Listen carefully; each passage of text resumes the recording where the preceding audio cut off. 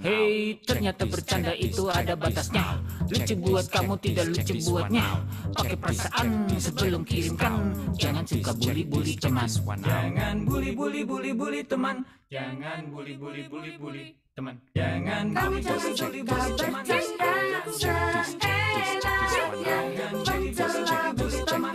Jadi sakit hatinya.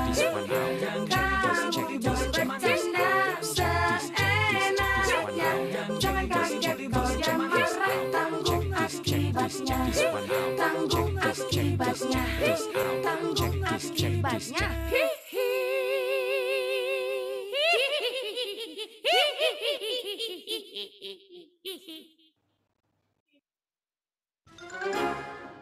Ini aku rencana nih, mau mancing pemuda itu. Kita kirim SMS iming-iming hadiah, biar nanti dia ngirim kode OTP ke kita. Jadi kode OTP itu atau one time password itu bersifat sangat rahasia. Kalau OTP udah diberikan, akun kita bisa diretas. Dan bahkan data pribadi kita bisa dicuri untuk melakukan penipuan atas nama kita. Jadi ingat, jangan pernah membagikan kode OTP ke siapapun.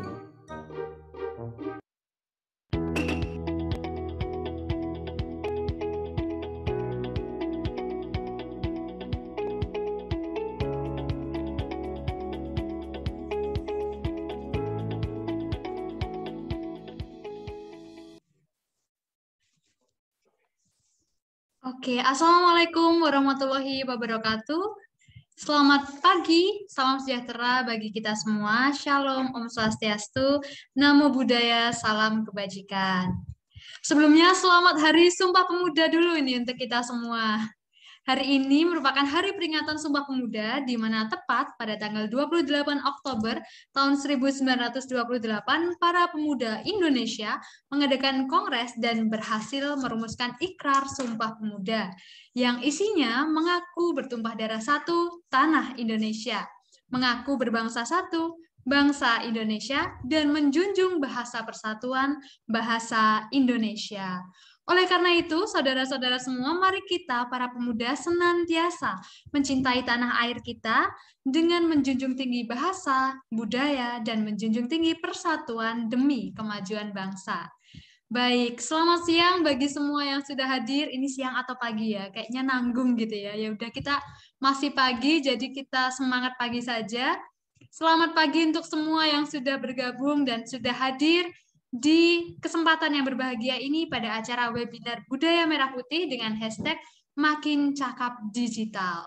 Oke, di kesempatan hari ini perkenalkan saya Josephine Daniela Iki yang kali ini akan menjadi moderator membersamai webinar yang luar biasa ini.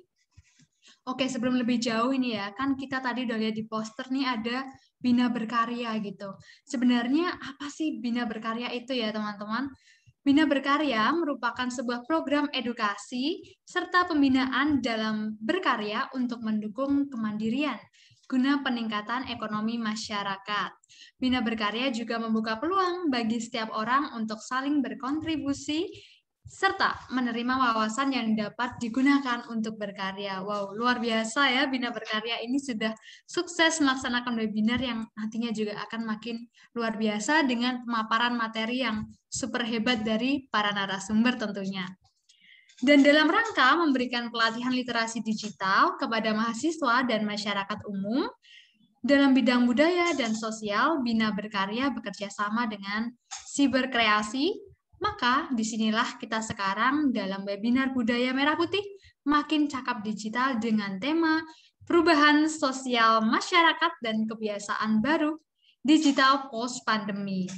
Oke, pada pagi hari ini telah hadir bersama kita nih teman-teman semua, para narasumber yang luar biasa. Mungkin kita bisa menyapa satu persatu narasumber kita yang luar biasa. Yang pertama ada Kak Satya dari Ketua DPC Taruna Merah Putih Kota Yogyakarta.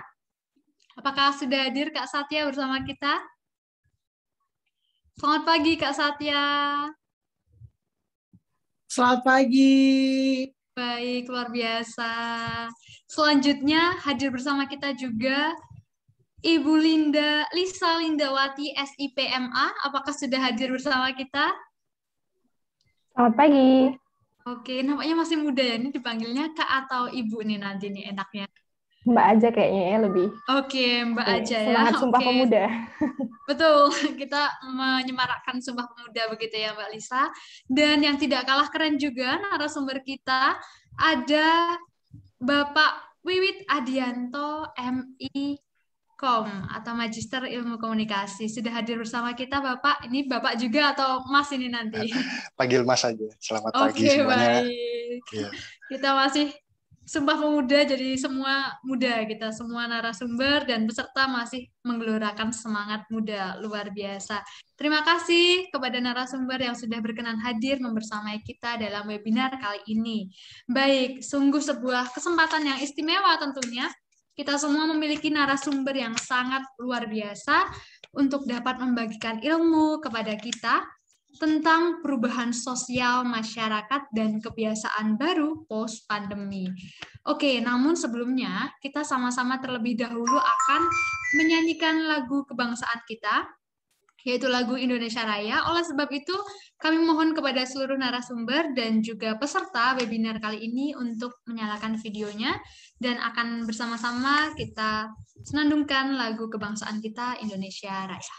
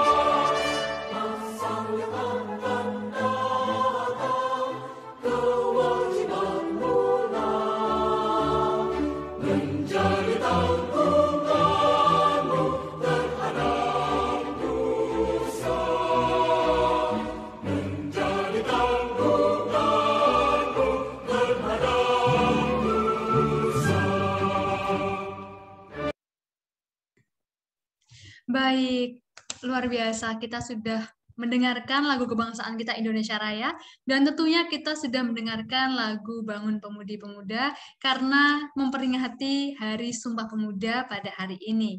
Nah, hari ini kita akan memulai webinar Budaya Merah Putih dengan hashtag Makin Cakap Digital dan dengan tema perubahan sosial masyarakat dan kebiasaan digital baru post-pandemi. Namun teman-teman, sebelum kita beranjak memulai ke acara lebih lanjut, kita lebih baik berdoa terlebih dahulu agar nanti webinar kita lancar dari awal sampai akhir. Baik, untuk memulai webinar pada pagi hari ini, mari bersama-sama kita berdoa sesuai dengan agama dan kepercayaan masing-masing. Berdoa dipersilahkan.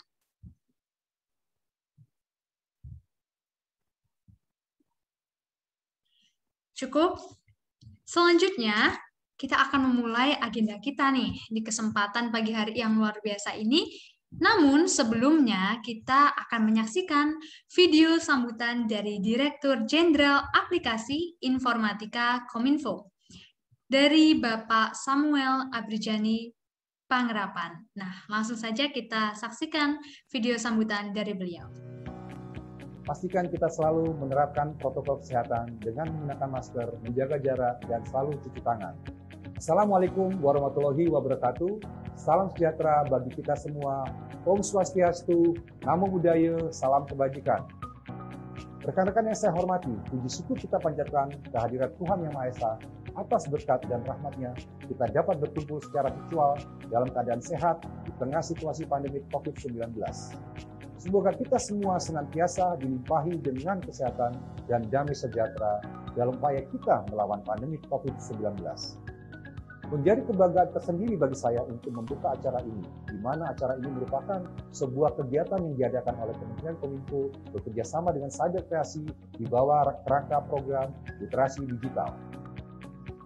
Sebagaimana yang telah kita ketahui bersama, kehadiran pandemi dan pesatnya perkembangan teknologi telah mengubah cara kita beraktivitas dan bekerja. Kehadiran teknologi sebagai bagian dari kehidupan masyarakat inilah yang semakin mempertegas bahwa kita sedang menghadapi era disrupsi teknologi. Untuk menghadapi hal tersebut, kita semua harus mempercepat kerjasama kita dalam mewujudkan agenda transformasi digital Indonesia. Rekan sekalian yang berbahagia, salah satu pilar penting dalam mendukung terwujudnya agenda transformasi digital adalah menciptakan masyarakat digital di mana kemampuan literasi digital masyarakat memegang peranan penting di dalamnya. Sebagai tingkat paling dasar, kemampuan literasi digital merupakan kemampuan yang paling krusial dalam menghadapi perkembangan teknologi saat ini untuk mewujudkan masyarakat Indonesia yang tidak hanya mengenal teknologi, namun juga cermat dalam menggunakannya. Pada tahun 2020, Kementerian Kominfo bersama Kata Data melakukan survei status literasi digital nasional, mengacu pada kerangka literasi digital milik UNESCO. Kajian tersebut menunjukkan bahwa indeks literasi digital Indonesia ada pada angka 3,47 dari skala 1 sampai 4. Di mana hal itu menunjukkan bahwa indeks literasi digital kita hanya ada pada sedikit di atas tingkat sedang, namun belum mencapai tingkat baik. Untuk mencapai tingkat literasi yang baik, pemerintah tidak dapat bekerja sendiri. Kementerian Kominfo bersama Cyber Kreasi dan berbagai stakeholder terus berupaya mengadakan berbagai kegiatan untuk meningkatkan kemampuan literasi digital masyarakat Indonesia, dan salah satunya adalah yang sedang rekan-rekan sekalian ikuti sekarang. Rekan-rekan yang saya hormati, dalam menghadapi perkembangan teknologi yang sangat cepat, literasi digital merupakan kunci dan fondasi utama harus kita semua miliki. Pemerintah dalam hal ini, Kementerian Kominfo, bersama dengan Cyber Kreasi berkomitmen akan terus melakukan upaya meningkatkan literasi digital masyarakat lewat berbagai macam inisiatif kegiatan. Adanya berbagai inisiatif kegiatan literasi digital diharapkan dapat memfasilitasi dan semakin mendorong terwujudnya masyarakat digital Indonesia. Keadaan normal yang baru, baik sekarang maupun pasca pandemi, akan mempercepat proses digitalisasi di berbagai lini kehidupan kita. Maka dari itu, kita harus mempersiapkan SDM kita dengan keterampilan digital yang sesuai untuk menghadapi perubahan ini. Akhir kata, mari kita membawa perubahan positif untuk Indonesia yang lebih baik. Kita ciptakan inovasi-inovasi berkualitas dengan mengembangkan talenta dan memaksimalkan potensi masyarakat digital Indonesia. Bersama kita dapat melalui pandemi dengan menjadi lebih baik dari masa sebelumnya. Demikian sambutan yang dapat saya sampaikan. Selamat mengikuti kegiatan, tetap semangat, dan salam literasi digital. Wassalamualaikum warahmatullahi wabarakatuh. Om Santi Santi Santi Om.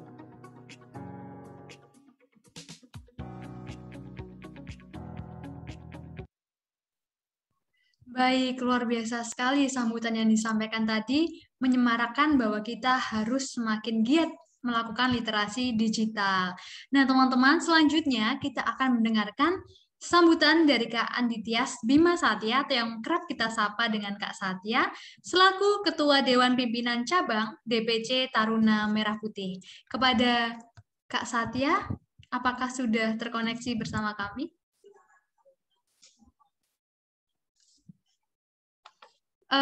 Sebelumnya mikrofonnya belum aktif Kak Satya. Saya coba unmute. Oke. Oke, baik. Sudah Sebelumnya terdengar audionya? sudah Kak Satya. Oke, Baik. baik. Terima kasih banyak Mbak Daniela dan juga rekan-rekan yang ada di Bina Berkarya.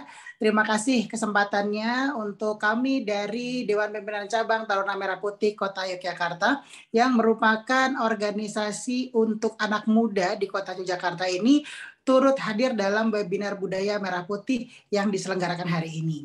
Luar biasa sekali judul di kesempatan kali ini dalam webinar atau virtual event kali ini adalah merupakan perubahan sosial masyarakat dan kebiasaan digital baru post-pandemi. Sumpah Pemuda diperingati bukan hanya menjadi peringatan momentum tahunan, tapi menjadi refleksi bagi generasi muda untuk bisa berkreasi dan berkarya sesuai dengan zamannya. Saat ini eranya milenial take over. Banyak kegiatan hebat yang dihasilkan oleh anak muda, bahkan tidak jarang produk karya mereka merupakan solusi dari permasalahan yang ada di masyarakat. Dalam 24 tahun ke depan, Indonesia akan mendapatkan bonus demografi dan memperingati kemerdekaan Indonesia yang ke-100. Bayangkan, pada saat ini adik-adik kita, ponakan-ponakan kita, atau bahkan anak kita akan berkesempatan untuk menjadi pemimpin masa depan dengan beragam tantangan serta kesulitan yang mungkin melebihi problematika yang ada hari ini. Terima kasih saya haturkan kepada penggiat pembinaan Bina Berkarya, Gusti Kanjeng Ratu Bendoro, serta Bapak Samuel Pangarapan, Dirjen dari Aplikasi Informasi Kementerian Kominfo Republik Indonesia, serta rekan-rekan dari Saya Berkreasi yang telah mendukung literasi digital melalui program kebudayaan. Terima kasih juga saya haturkan kepada narasumber-narasumber hebat yang hari ini ikut memperingati Hari Sumpah Pemuda melalui virtual event webinar Budaya Merah Putih. Ada Mbak Linda dari Visipol UGM dan Mas Wiwit dari Amikom Yogyakarta. Terima kasih rekan-rekan sudah ikut membersamai generasi muda kita untuk menyongsong masa depan yang lebih hebat. Dan memandu agenda kita kali ini, terima kasih untuk Mbak Daniela yang merupakan duta museum dari Museum Rumah Budaya Tembi ya, kalau saya tidak salah ya. Terima kasih banyak sudah ikut berperan memajukan dan melestarikan kebudayaan. Satu pesan dari Bung Karno, Bapak bangsa kita, proklamator kita, pernah berkata, cintailah daerah asalmu, bangunlah daerah asalmu sebagai wujud rasa cinta kepada Negara Kesatuan Republik Indonesia. Terima kasih banyak, kami sudah diberikan kesempatan untuk bisa hadir dan membersamai para generasi muda yang luar biasa hebat hari ini dan tidak lupa akan sejarahnya. Saya Satya dari DPC Taruna Merah Putih Kota Yogyakarta. Wassalamualaikum warahmatullahi wabarakatuh. Waalaikumsalam warahmatullahi wabarakatuh. Terima kasih Kak Satya atas sambutan yang luar biasa dan tentunya semakin menggugah semangat kita ya teman-teman untuk mengikuti webinar dari awal sampai akhir. Nah dari tadi disebutkan tuh DPC Taruna Merah Putih Kota Yogyakarta.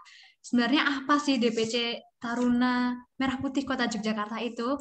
Nah jadi DPC Taruna Merah Putih Kota Yogyakarta itu telah melakukan beragam kegiatan teman-teman, baik bakti sosial, kemudian juga mendukung agenda vaksinasi untuk warga hingga memberikan pembinaan melalui pelatihan luring maupun daring seperti saat ini bagi generasi muda di daerah istimewa Yogyakarta. Luar biasa sekali Kak Satya, terima kasih sudah membersamai kita di pagi hari ini. Nah selanjutnya, menginformasikan juga kepada seluruh peserta, teman-teman semua, untuk mengisi daftar hadir di link absensi yang akan kami bagikan di chat box. Jadi jangan sampai lupa untuk mengisi presensi yang akan kami bagikan. Karena peserta yang hadir pada kesempatan kali ini, webinar yang luar biasa pada pagi hari ini, akan mendapatkan e-sertifikat. Nah, jadi jangan sampai kelewatan untuk presensi ya, karena nanti akan eman-eman gitu kalau bahasa Jawanya. tidak dapat e-sertifikat. Nah, dan juga pada saat pemaparan materi dari para narasumber yang luar biasa nanti, sangat boleh nih untuk peserta jika ingin bertanya seputar materi, seputar tema, dan juga boleh sekali interaktif di kolom chat selama webinar ini berlangsung. Selain itu, yang menarik juga, kita akan ada kuis nih teman-teman. Caranya gampang banget, teman-teman cukup follow @kitatama.id, KITATAMA.id, dan @Bina Berkarya, BINABERKARYA ya. Jangan sampai salah, kitatama.id dan Bina Berkarya. Kemudian pemenang akan dipilih secara acak. 10 pemenang yang beruntung nanti akan dapat giveaway spesial nih teman-teman, dan diumumkan di Instagram Bina Berkarya. Jadi teman-teman selama nanti webinar ini ya langsung interaktif aja, dan jangan lupa ikutin kuis hari ini dari Bina Berkarya. Tentunya di Instagram ya teman-teman, bisa langsung follow Instagram Bina Berkarya dan juga kitatama.id. Luar biasa sekali. Dan juga teman-teman boleh untuk saling berkenalan juga mungkin di kolom chat supaya nanti lebih meriah juga suasana webinar pada hari ini begitu. Oke, selanjutnya kita akan memasuki pembahasan utama kita ini, yaitu tentang perubahan sosial masyarakat dan kebiasaan baru. Nah, di kesempatan siang hari ini sudah hadir bersama kita Mbak Lisa Lindawati, SIPMA, selaku dosen Departemen Ilmu Komunikasi Visipol UGM atau Direktur Kreatif Hub Visipol UGM, yang akan memberikan penjelasan lengkap mengenai transformasi digital yang terjadi selama pandemi, menjelaskan perilaku masyarakat dalam menggunakan media digital di masa pandemi dan prospek kebiasaan digital ke depan pasca pandemi. Langsung saja kita sapa bersama-sama Mbak Linda. Apakah sudah bersama kita? Halo Mbak Daniela. Halo, selamat pagi Mbak Linda. Ini mohon maaf, mungkin kameranya belum aktif ya? Oke, ini. Oke, baik. Sudah bersama kita. Apa kabar Mbak Linda pagi hari ini? Baik, alhamdulillah Mbak Daniela. Oke, luar biasa sekali. Gimana kesibukannya selama mengajar, selama pandemi ini? Apakah terkendala atau lancar begitu? Sudah jadi kebiasaan baru kali ya. Mungkin besok kalau sudah mulai bisa beraktivitas di luar, kita harus beradaptasi lagi. Karena sekarang lebih banyak WFH ya. Betul, betul. Mungkin juga sudah mulai terbiasa kita dengan era digital ini, sudah terbiasa menggunakan gadget dan juga menggunakan laptop ya selama kita perkuliahan begitu ya Mbak Linda. Betul. Baik, ini materi dari Mbak Linda sangat luar biasa. Mungkin boleh langsung saya serahkan kepada Mbak Linda untuk memulai sesinya. Kurang lebih 20 menit ya Mbak Linda. Kami persilahkan. Baik, saya izin share screen sekalian ya. Nah, baik. Terima kasih Mbak Daniela atas waktunya. Yang saya hormati Mas Satya, juga selaku koordinator ya, ketua dari DPC Taruna Merah Putih Kota Yogyakarta yang sudah melibatkan atau mengundang saya untuk hadir di sini. Saya kira ini forum yang sangat luar biasa, bertepatan dengan Hari Sumpah Pemuda. Jadi pertama saya ucapkan selamat Hari Sumpah Pemuda. Mari kita resapi nilai-nilai yang sudah ditanamkan ya oleh para pendahulu kita, sehingga kita bisa melakukan lebih untuk bangsa ini.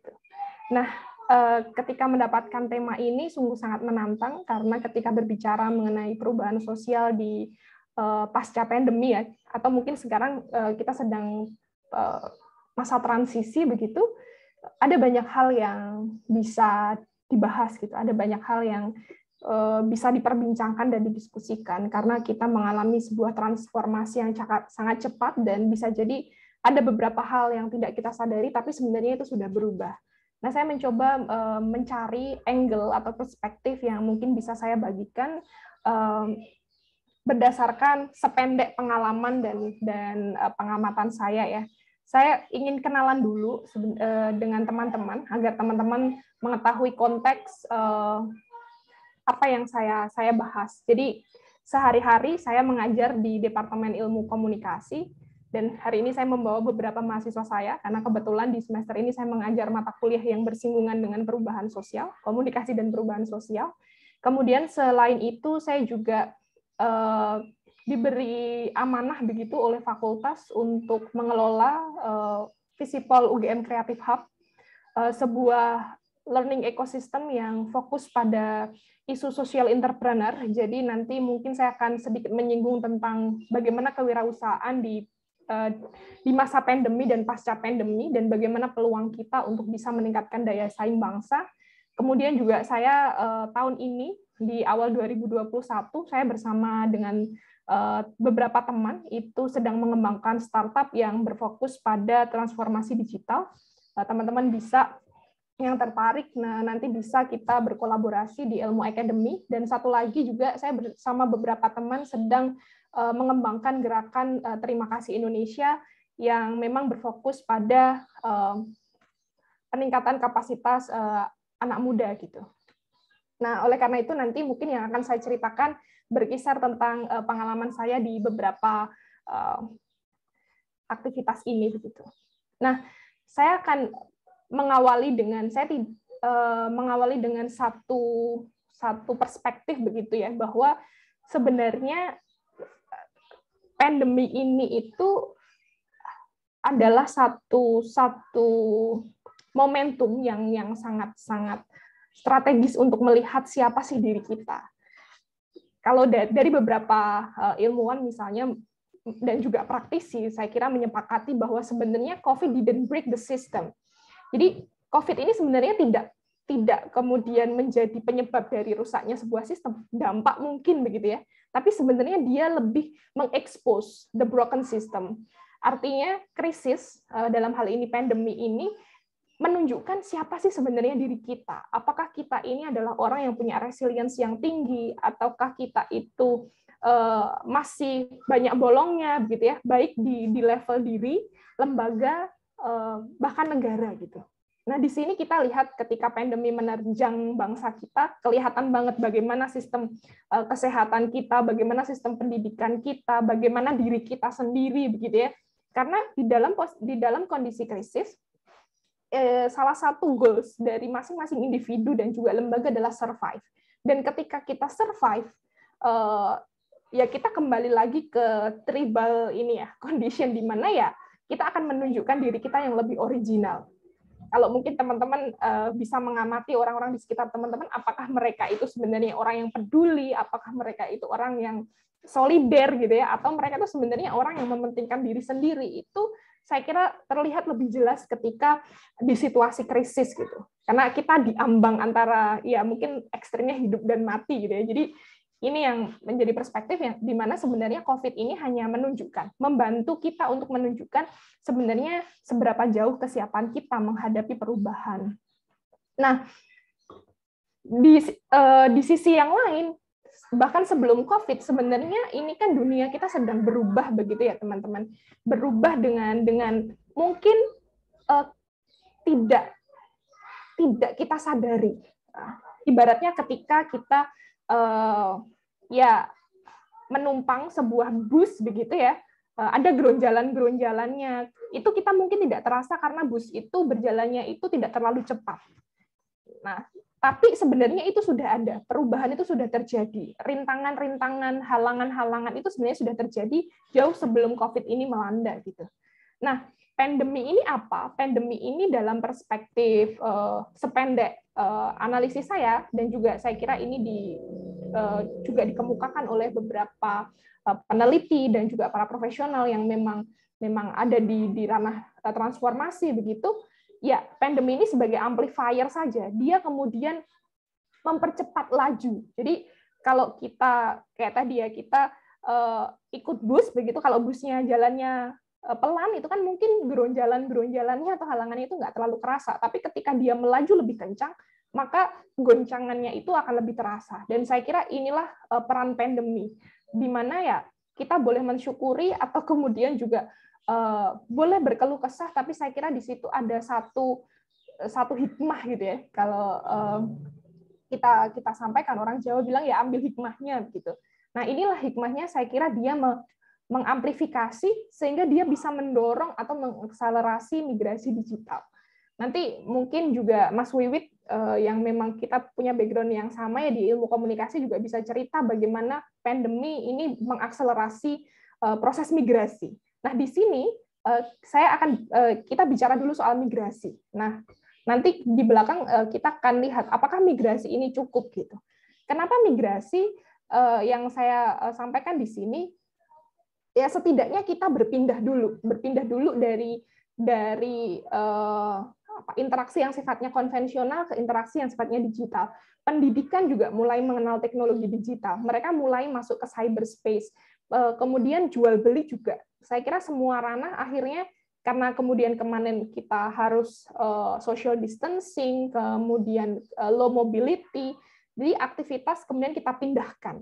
Meskipun kita masih berpindah dalam artian ya kita masih membawa nilai-nilai lama ke ruang yang baru gitu ya, seperti ketika kita melakukan migrasi dari kota A ke kota B, ya mungkin kita masih membawa kebiasaan lama di kota A ke kota B gitu, belum sepenuhnya bertransformasi. Nah, ini nanti kita akan diskusikan bedanya apa gitu.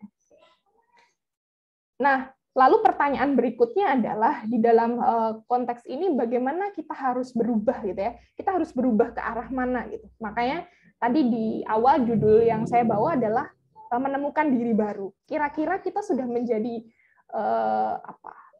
individu, diri atau entitas yang baru atau belum? Atau kemudian kita masih stuck di dalam situasi sebelum pandemi dan kita berharap kita akan menjadi kembali lagi pada diri sebelum kemudian pandemi. Nah, ini kita nanti akan lihat bagaimana kemudian kita nggak cukup new normal, tapi kita harus masuk ke next normal gitu.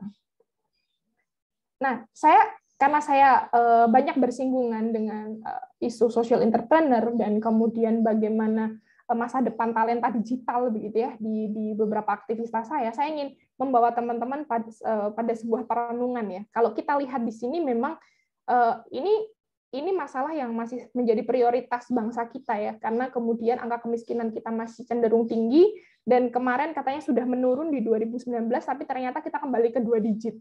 Dan tren yang sama saya kira terjadi di DIY ya. Di DIY juga mengalami peningkatan lagi di 2020. Saya mohon maaf, ini saya belum update ke 2021, tapi saya kira trennya tidak banyak berubah gitu. Dan memang kita tidak bisa memungkiri bahwa secara ekonomi, secara sosial, pandemi ini membawa dampak gitu. Nah, menariknya teman-teman, di sini kalau kita lihat tren nasional, nanti mungkin teman-teman yang tertarik mendalami bisa lihat bagaimana tren di DIY gitu.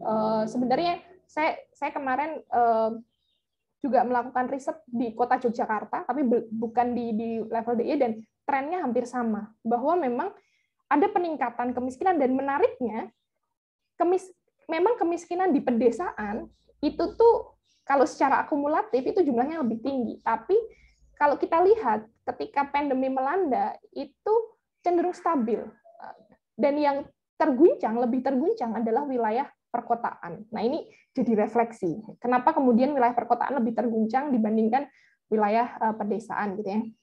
Kemudian juga ada yang menarik di sini bahwa ketika kita merujuk pada pertumbuhan ekonomi ini, kita patut bersyukur ya, karena Indonesia mulai tumbuh meskipun masih minus gitu, tapi saya kira trennya sudah positif, dan kita berharap itu terus positif.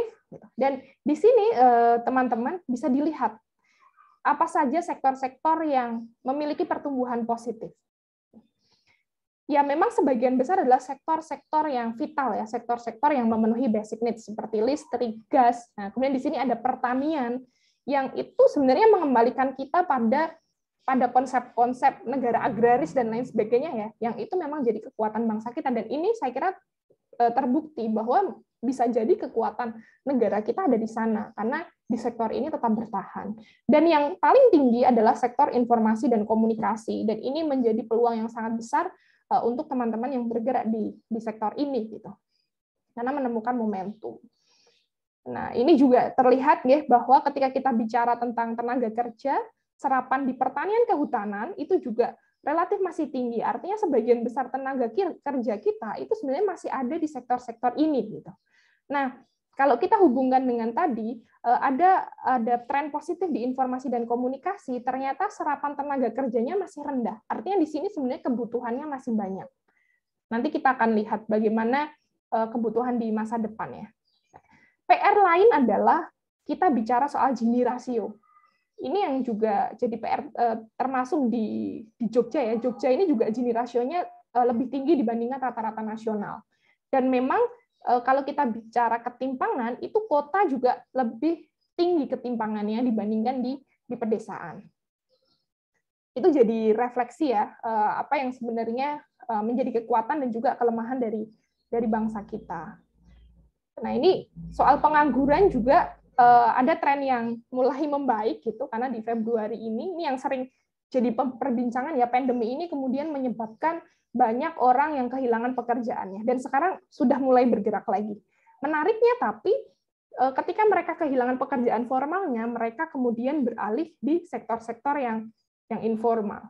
Dan ini ada data menarik juga soal tingkat pengangguran terbuka, dan memang kalau kita bicara TPT, itu mereka lebih banyak di perkotaan gitu.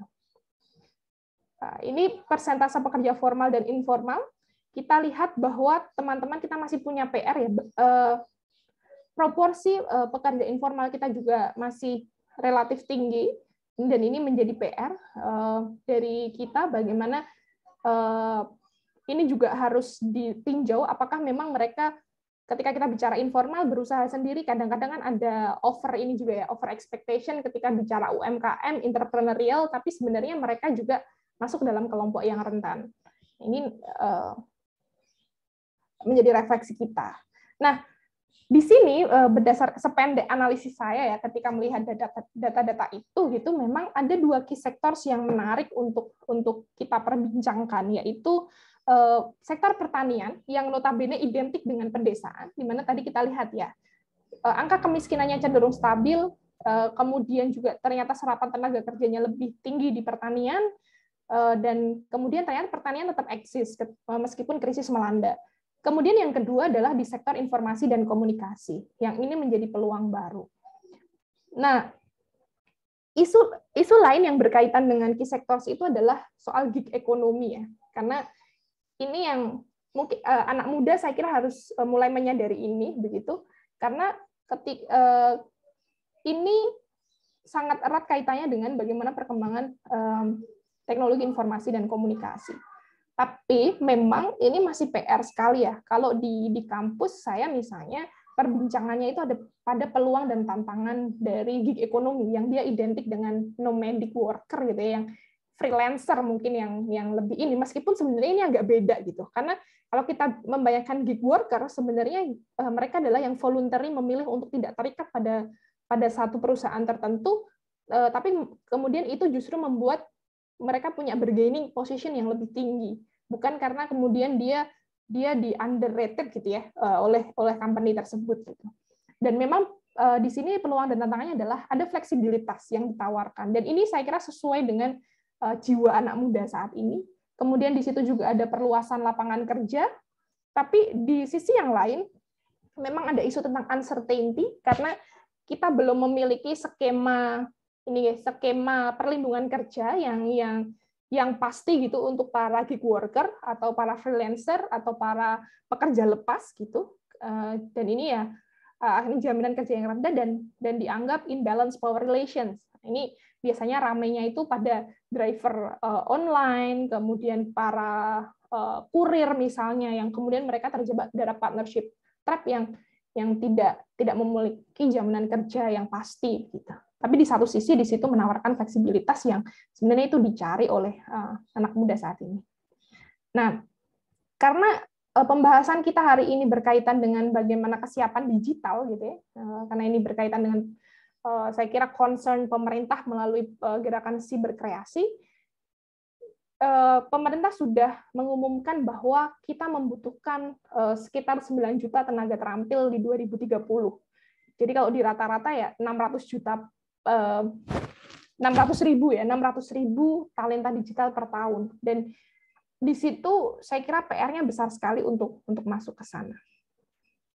Artinya sebenarnya tidak ada alasan orang itu menganggur atau jobless gitu. Karena sebenarnya peluangnya banyak sekali teman-teman. Asal gitu ya, tapi syaratnya adalah kita siap. Dan di sini migrasi itu tidak akan cukup. Yang kita butuhkan adalah transformasi. Apa bedanya? Kalau ya migrasi ini ya kita hanya sekedar berpindah tempat, mulai dari yang analog ke digital misalnya. Tapi kalau transformation kita benar-benar berubah bentuk ya. Atau kalau kita ibaratkan kupu-kupu itu kan dari entung gitu. Kalau orang Jawa bilang, kata ya teman-teman tahu entung apa enggak, atau kan malah hilang bahasa Indonesianya apa, kepompong gitu ya, kepompong kemudian menjadi kupu-kupu. Jadi dia benar-benar berubah sesuai dengan ini ya, kebutuhan bagaimana dia akan berkembang di kemudian hari gitu. Nah, bagaimana kita bertransformasi di dalam konteks ini adalah saya mengambil satu teori yang cukup populer ya di keilmuan saya dari McLuhan tentang media ekologi, di mana salah satu concern-nya adalah dia melihat ecological impact of technology. Jadi McLuhan mengatakan medium is a message. Jadi dia ketika kita mengadopsi sebuah teknologi, kita mengadopsi sebuah media baru misalnya, kita tidak bisa hanya mengambil sisi positifnya saja. Kita pasti akan mengambilnya secara utuh. Gitu. Misalnya ketika kita mengadopsi TikTok gitu ya, kita tidak bisa hanya berharap itu untuk sesuatu yang produktif saja, tapi potensi-potensi untuk digunakan hal-hal yang negatif itu pasti ada, gitu. Karena dia bersifat ekologis. Ekologis itu artinya menyeluruh ya, bukan dalam konteks lingkungan, tapi bagaimana dia ya kita bayangkan sebuah habitat atau ekosistem ya. Jadi ketika satu itu bergerak misalnya, yang lain yang satu berubah gitu kan, yang lainnya juga akan berubah, atau kalau teman-teman teori butterfly effect gitu misalnya. Nah, itu kemudian akan mengubah banyak hal di dalam ekosistem itu. Dan itulah yang saya kira terjadi dengan teknologi saat ini. Nah, di sini saya menawarkan sebuah ide begitu ya, sebuah ide bagaimana future workforce yang bisa teman-teman persiapkan. Satu, ketika kita menghadapi sebuah transformasi digital, perlu diingat bahwa sesuatu yang repeatable itu pasti ke depan akan dimesinkan. Kita bicara teller bank itu sudah mulai galau ya, gelisah gitu, karena bisa jadi karena kegiatannya itu repeatable gitu, nanti dia akan digantikan oleh mesin yang paling simpel ya ATM. Sekarang udah ada fintech dan lain sebagainya. Maka teman-teman di sini kalau bicara tentang pekerjaan di masa depan, jangan hanya membayangkan pekerjaan yang kemudian sebenarnya itu diulang-ulang gitu. Kemudian juga ada yang namanya prinsip sharing ekonomi, di mana akses more important than ownership. Ini contohnya adalah sekarang Gen Z saya kira ya, dan nanti kita akan menyambut generasi Alpha misalnya, mereka sekarang nggak apa-apa lah nggak punya mobil juga ada Gokar gitu kan, dan itu kemudian saya nggak perlu punya kaset, yang penting saya bisa akses Spotify kayak gitu. Nah, ini jadi satu tren yang menarik. Kemudian juga yang perlu diingat adalah digital playground, karena semuanya saya kira akan masuk ke sana, dan di situ terkait dengan flexibility, connectivity, dan communications. Tapi di sisi yang lain juga ada istilah uncertainty, di mana memang kalau kita bicara digital dan itu tap in dengan perkembangan teknologi, itu tuh perubahannya cepat sekali, teman-teman. Jadi kalau teman-teman hanya menguasai skill-nya doang, practical skill-nya, maka itu teman-teman akan ngejar terus gitu. Nah, yang dibutuhkan adalah, dan ini PR juga ya bagi perguruan tinggi, termasuk ke saya sebagai bagian dari dunia kampus, itu juga perlu tidak hanya kemudian bicara soal practical skill, tapi core competencies, di mana core competencies ini bisa kemudian membuat orang lebih agile untuk mengupdate skill-skill yang lebih praktikal gitu. Dan yang terakhir adalah innovation driven. Ini terkait dengan ini ya, nanti saya akan coba percepat karena waktunya terbatas. Ketika kita bicara future workforce, kita nggak bisa lepas dari tadi Mas Satya juga menyinggung soal bonus demografi, dan di mana teman-teman menariknya adalah Yogyakarta ini adalah salah satu wilayah yang akan pertama kali merasakan bonus demografi, karena kalau kita lihat komposisinya sudah menuju ke sana. Gitu. Nah, ini kita bicara workforce, memang di sini kita juga bicara soal Gen Z dan milenial ya, atau Gen Y gitu. Nah, ini saya kira ini data umum yang sering diketahui orang. Dan ini menarik juga soal persepsi terhadap aktivitas pekerjaan. Kemudian ini adalah beberapa pertimbangan orang ketika memilih pekerjaan. Nah, ini yang menarik di sini ada konteks pengembangan diri, di mana ini saya kira jadi sesuatu yang menarik untuk diresapi gitu, bahwa concern-nya itu ternyata bukan hanya soal salary jadi yang kedua, tapi ada fasilitas untuk pengembangan diri. Nah, kemudian juga yang menarik yang saya lihat adalah minat menjadi entrepreneur ternyata juga meningkat gitu, lebih tinggi. Nah, oleh karena itu saya kira pilihan back to normal, kalau tadi kita bayangin, oh pandemi selesai maka kita bisa seperti dulu gitu. Nah, ini no banget gitu ya. Nah, oke lah, kita sekarang sudah masuk new normal. Seperti yang tadi perbincangan di awal ya dengan Mbak Daniela, ketika kita mulai WFO lagi gitu misalnya, kita mulai beraktivitas luring lagi lebih banyak ya, kita mungkin akan beradaptasi lagi. Itu makanya kita new normal. Dan selain new normal, sebenarnya kita perlu untuk menyiapkan ke next normal. Nah, next normalnya apa?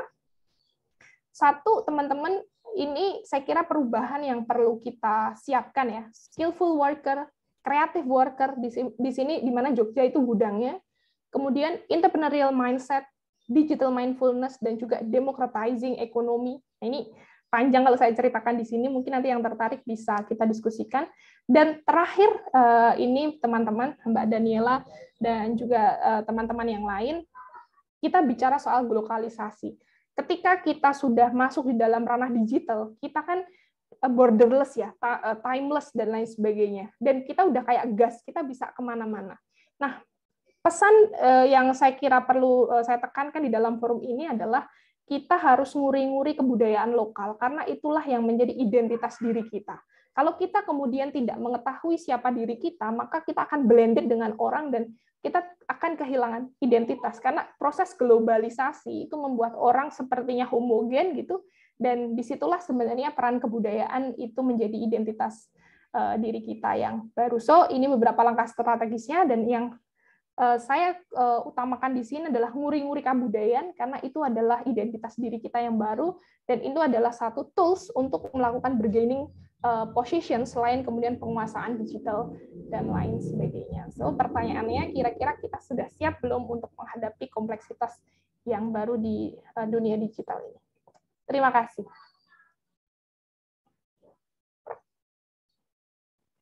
Baik, luar biasa sekali Mbak Linda pemaparannya ya. Dari pemaparan tadi itu ada beberapa poin teman-teman yang bisa kita tegaskan lagi, bahwa ternyata nguri-nguri kebudayaan itu adalah salah satu poin penting, di mana nanti ketika kita menghadapi next normal, kita tidak akan kehilangan jati diri kita. Luar biasa sekali. Dan menginformasikan kembali kepada seluruh peserta webinar, jangan lupa untuk mengisi presensi serta mengikuti kuis pada hari ini dengan cara follow @kitatama.id dan juga @bina_berkarya. Karena nantinya akan dipilih 10 pemenang secara acak dan mendapatkan giveaway spesial yang akan diumumkan di Instagram Bina Berkarya. Baik, kita ucapkan terima kasih kepada Mbak Linda atas pemaparannya yang luar biasa, dan semoga ilmu-ilmu yang disampaikan pada pagi hari ini dapat bermanfaat bagi kita, khususnya bagi generasi muda, karena kita akan menyambut bonus demografi tahun 2045. Luar biasa. Selanjutnya, sebelum kita nanti mungkin sudah banyak pertanyaan ya di benak teman-teman semua begitu, namun kita tahan dulu, karena kita akan lanjut ke materi yang kedua, yaitu dengan narasumber yang gak kalah keren, yang super luar biasa juga. Beliau adalah Bapak Wiwit Adianto, Magister Ilmu Komunikasi, dan beliau merupakan dosen Ilmu Komunikasi Universitas Amikom Yogyakarta. Beliau akan memberikan penjelasan terkait perubahan sosial, masyarakat, dan kebiasaan baru digital di masa dan pasca pandemi, serta peran akademisi dalam memberikan pembinaan dan pendidikan bagi generasi Z dan Alpha. Waduh, makin gak sabar nih. Mari kita simak penjelasan dari Bapak Wiwit. Sebelumnya, kita sapa terlebih dahulu. Ini apakah sudah ada bersama kita Mas atau Bapak nih? Mas Wiwit tadi ya, mau dipanggilnya Mas, soalnya masih muda gitu. Oke, sudah ada Mbak Daniela. Iya, selamat siang Mas Wiwit. Selamat siang. Panggilannya siapa nih yang benar ini ya? Aduh, takut salah aku. Wiwit aja. Oke. Wiwit, iya. Selamat siang Mas Wiwit, apa kabar hari ini? Luar biasa ya tentunya. Alhamdulillah luar biasa sehat selalu. Oke, rutinitasnya juga sama dengan Mbak Linda ya, mengajar juga atau ada kegiatan lain, mungkin jangan-jangan entrepreneur juga gitu ya. Ya, saya mengajar di ilmu komunikasi Amikom dan saya tergabung dalam satu komunitas di Yogyakarta, yaitu di Feminis Jogja. Begitu. Wow, luar biasa. Iya. Dan mungkin tadi sudah saya sampaikan bahwa materi yang dibawakan juga luar biasa tentang kebiasaan baru ya di masa dan pasca pandemi begitu. Nah, mungkin langsung bisa dimulai dari Mas Wiwit. Kami persilahkan karena waktu sudah mepet juga. Monggo. Terima kasih Mbak Daniela, dan saya tadi ngelihat Mbak Lisa memaparkan materinya itu wah luar biasa. Dan saya mungkin akan menambahkan beberapa part yang sedikit berbeda dengan apa yang disampaikan Mbak Lisa, tapi masih satu jalur, masih satu rantai terkait dengan pandemi. Sebelumnya saya izin share screen terkait presentasi saya. Oke. Ya, sebelumnya saya mau mengucapkan semangat Sumpah Pemuda karena saya salah satu orang yang percaya sekali, percaya banget tentang power pemuda, kekuatan pemuda. Pemuda membawa kita pada perubahan. Bila kita ingat dari sejarahnya, kemerdekaan, peristiwa 98, semua melibatkan pemuda dan itu berubah menjadi lebih baik. Mungkin saya pernah berpikir, dulu kalau nggak ada pemuda mungkin kita belum merdeka. Karena begitu vitalnya peran pemuda, dan saya percaya kalau dulu bisa, sekarang juga pasti bisa. Dan saya kira sekarang luar biasa potensi anak muda sekarang. Kita pemuda, dan semoga kita bisa membawa perubahan Indonesia menjadi lebih baik lagi. Dan pada materi saya akan membawakan perubahan sosial di masa pandemi dan kemungkinan setelah pandemi. Jadi saya akan membahas tentang perubahan sosial di masa pandemi sekarang dan kemarin ya, awal sampai sekarang, dan kemungkinan setelah pandemi. Kenapa saya menyebutnya kemungkinan? Pertama, saya tidak tahu masa depan. Kita nggak pernah tahu masa depan seperti apa. Makanya saya menyebutkan dengan kemungkinan. Yang bisa kita lakukan adalah memprediksi apa yang akan terjadi di masa depan dengan data, dengan latar belakang yang ada. Dan kita akan membahas beberapa isu sentral terkait dengan perubahan ini di materi saya ini. Dan sebelumnya, saya lupa perkenalan, saya Wiwit Adianto, dan ada mahasiswa saya di sini. Kalau mau nanya, monggo nanya aja. Karena ini suatu kesempatan, jangan malu-malu, bebas saja nanya apapun yang terkait dengan perubahan sosial. Saya Wiwit Adianto, dan saya fokus pada ilmu komunikasi, dan fokus bidangnya adalah kajian media dan cultural studies, terutama media dan gender. Nah, nggak bisa kita pungkirin bahwa budaya itu merupakan nilai-nilai yang muncul akibat interaksi manusia. Jadi sebenarnya bagaimana kita berperilaku sekarang, bagaimana kita berpikir sekarang, itu dari interaksi antar manusia, antar kita. Karena interaksi itu, terjadilah suatu budaya, terjadilah suatu kebiasaan-kebiasaan, terjadilah suatu sosial, suatu kehidupan sosial yang kita kenal sekarang ini.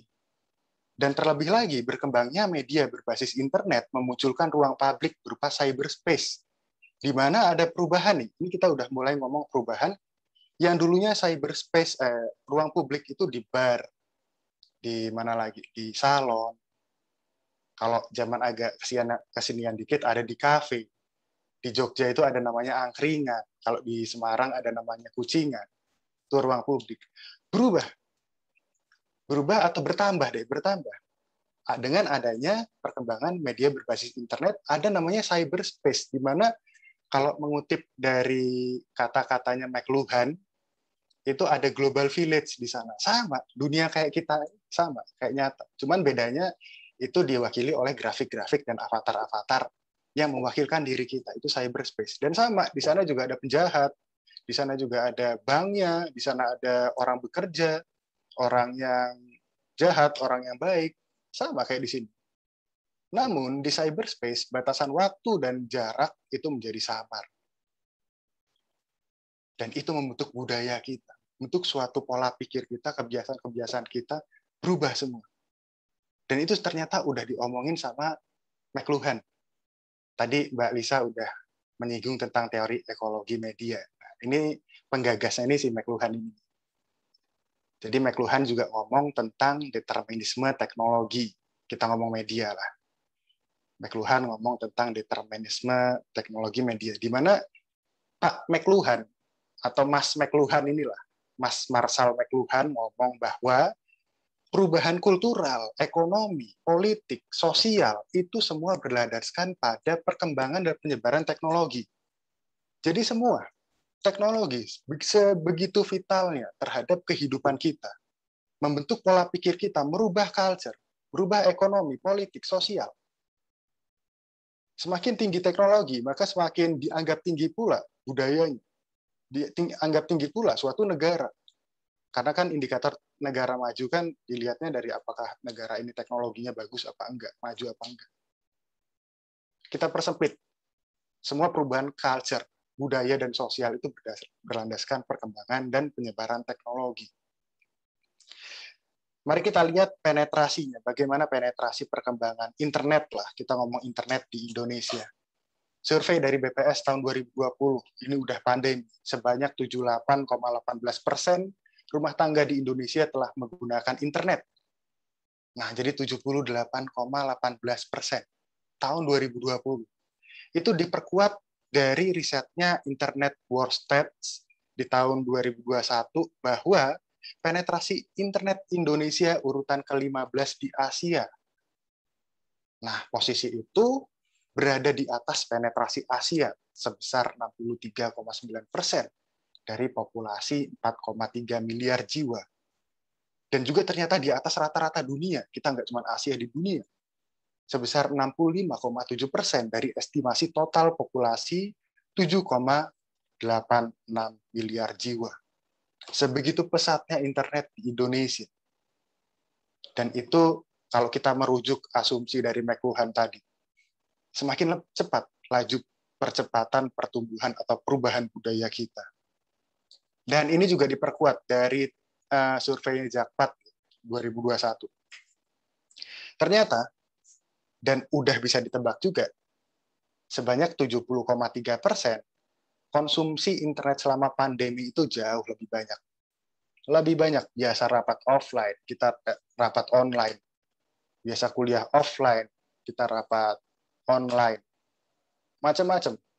Jadi saya pernah ngobrol lah sama mahasiswa itu, dan obrolannya dianalisis tapi ya, jadi penelitian. Ada mahasiswa ngomong gini, wah susah juga Pak kalau belajar dari rumah gini. Ya kali, tugas kelompok LDR. Saya mikir, oh iya itu juga masalah ternyata. Tugas kelompok LDR. Dan semakin ke sini, semakin menemukan cara.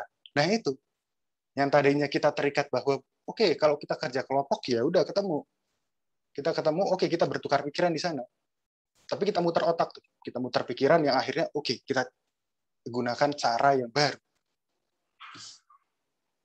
Ada yang sama, konsumsinya sama, 25,2%. Ada yang lebih sedikit nih. Nah, yang lebih sedikit ini ya bisa diprediksi kalau mereka yang mungkin terkena dampak yang besar ya. Paceklik karena pandemi, kita ngomongin kuota itu kan berbayar. Maka kebutuhan kuota itu, kebutuhan internet itu bukan lagi kebutuhan yang sekunder di era pandemi ini, tapi udah primer. Ini juga diperkuat bahwa 54% karyawan merasa terlalu banyak bekerja sejak pandemi. Karena ya digital itu, 39% kelelahan digital. Ini menunjukkan betapa vitalnya perubahan ini. Perubahan karena pandemi ini. Yang tadi kata Mbak Lisa ada amplifiernya dan kita menambah percepatan. Pandemi ini mempercepat laju, termasuk laju perubahan budaya itu. Dan sejak awal 2020 kita sudah WFH dan di situ ada shifting culture. Shifting culture kita mulai lebih menggantungkan diri pada digital device. Yang tadinya mungkin hanya untuk lifestyle. Kita nggak pernah kepikiran tadinya lifestyle, sekarang kebutuhan pokok. Dan itu merupakan hal yang mungkin kita prediksinya agak kurang. Kuliah online, oke, kita udah kuliah online, pernah. Cuman kita nggak pernah berpikir di tahun 2018 atau 19 awal itu akan totally online di tahun 2020. Nah, kenapa teknologi berhubungan dengan perubahan sosial? Kenapa teknologi berhubungan dengan perubahan sosial? Karena ini. Yang pertama, teknologi itu memudahkan dan memurahkan. Berhubungan dengan perubahan sosial, kita nggak perlu lagi ngirim surat. Kita ngirim surat atau ngobrol dengan teman kita yang ada di Jakarta, dengan teman kita yang ada di Aceh. Pakai perangko, masukin ke surat. Nunggu, padahal nulisnya cuma hai apa kabar misalnya gitu. Enggak. Murah, udah pakai WA aja selesai. Ada undangan pakai broadcast selesai. Memurahkan. Kalau dulu iklan di koran itu bayar sekian ribu ya, sekian rupiah lah. Dan iklan di TV juga bayar. Sekarang kita punya media kita sendiri, itu memurahkan dan memudahkan. Manusia, dan yang perlu diingat adalah manusia satu-satunya makhluk hidup yang bekerja menggunakan alat. Manusia satu-satunya makhluk hidup yang bekerja menggunakan alat. Alat yang digunakan selalu berubah dan meningkat dari waktu ke waktu sehingga merubah pemikiran manusia. Nah ini, alat ini, teknologi ini merubah pemikiran manusia. Semakin maju, semakin berubah. Mengikuti alur teknologi itu. Teknologi, manusia membuat teknologi membentuk manusia akhirnya. Membentuk budaya, termasuk membentuk budaya.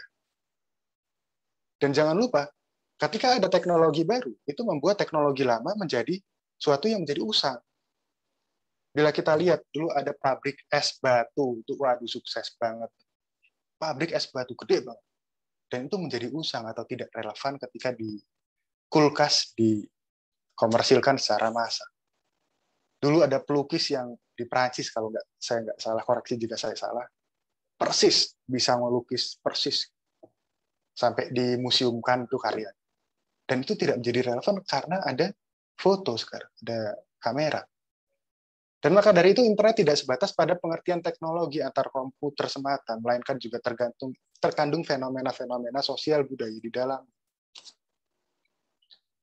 Lalu dampaknya ini banyak sekali dampaknya, tapi ini saya hanya menulis beberapa agar kita bisa fokus. Efisiensi biaya, ya tadi udah kita singgung. Efisiensi biaya, kirim WA itu lebih gampang, lebih murah dibanding dengan kirim surat. Efisiensi biaya, kita bisa nggak perlu ketemu orang, kita bisa langsung telepon atau video call. Efisiensi biaya, dulu waktu zamannya Telkom berjaya, nelpon lokal itu berbayar sekian rupiah, kalau interlokal berbayar sekian rupiah, internasional lebih mahal lagi. Sekarang mau di mana juga sama aja harganya. Efisien. Muncul pekerjaan baru yang tidak pernah terbayangkan dalam era atau generasi sebelum. Saya waktu kecil itu nggak pernah terbayangkan sekarang ada YouTuber, selebgram. Muncul pekerjaan baru. Dan kemungkinannya apa ke depannya? Wah, banyak sekali. Mungkin yang tadinya orang membuat suatu perusahaan, kini bisa berubah menjadi suatu platform. Dari orang membangun suatu perusahaan, berubah menjadi membangun suatu platform. Karena apa?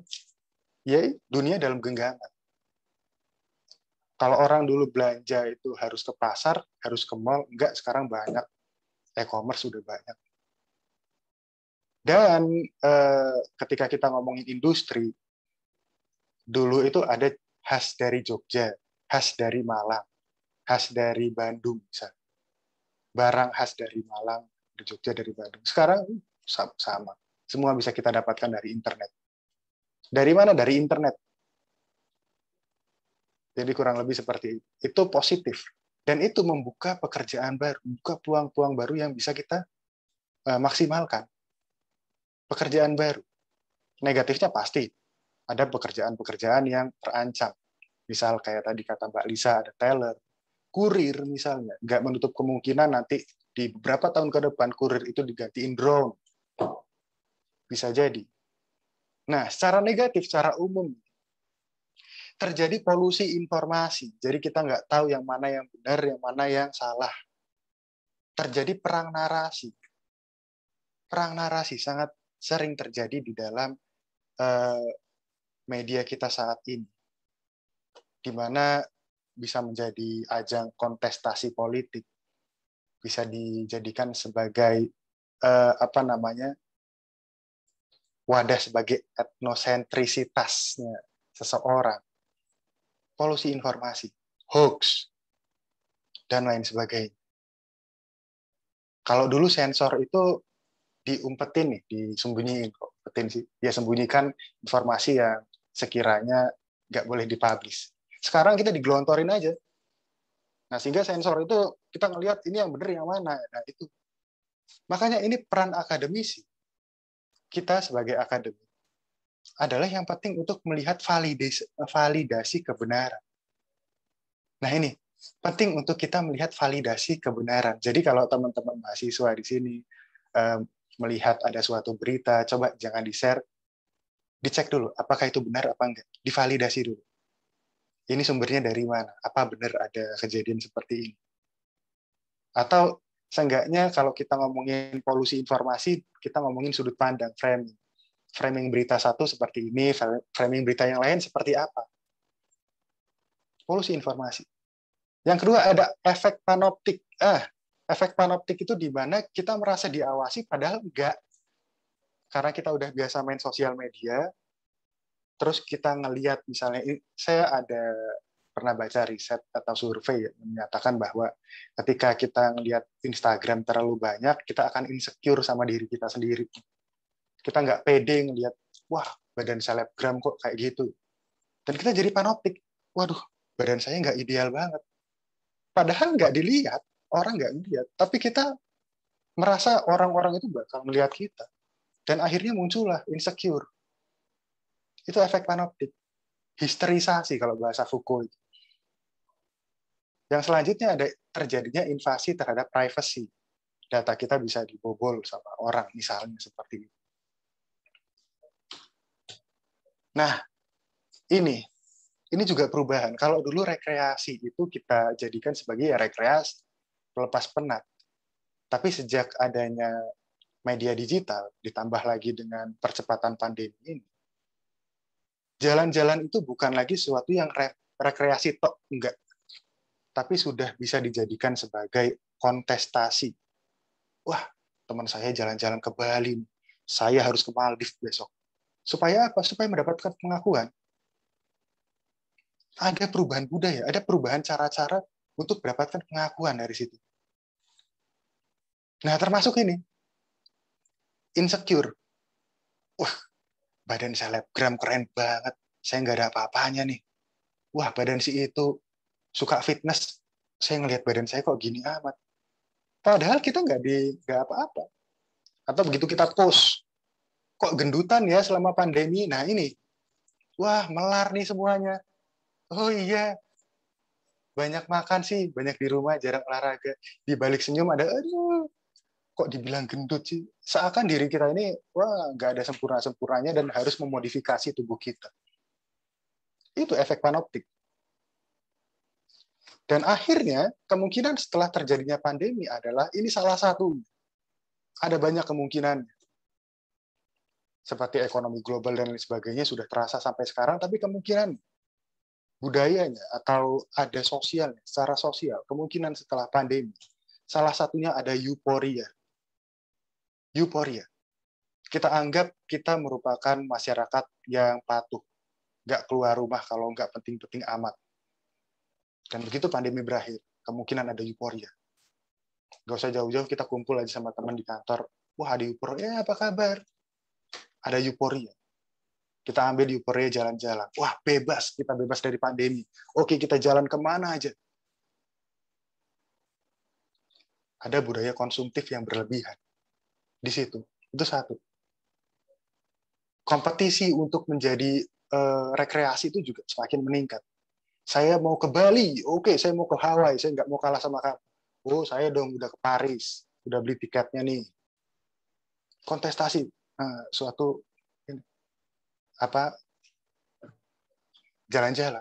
Belum lagi ketika ketemu, ya gendutan, kok kamu gini sih, bla bla bla. Omongan orang lagi. Masalah sosial. Karena pertama ketemu, orang mau bahas apa ya? Ya yang dilihat, yang diperhatiin aja, udah. Dan tidak jarang di sosial kita untuk gibah itu udah hal yang mungkin permasalahan sulit ataupun masih mengakar dalam budaya kita. Oh, udah nikah apa belum? Gimana kerjaan dan lain sebagainya.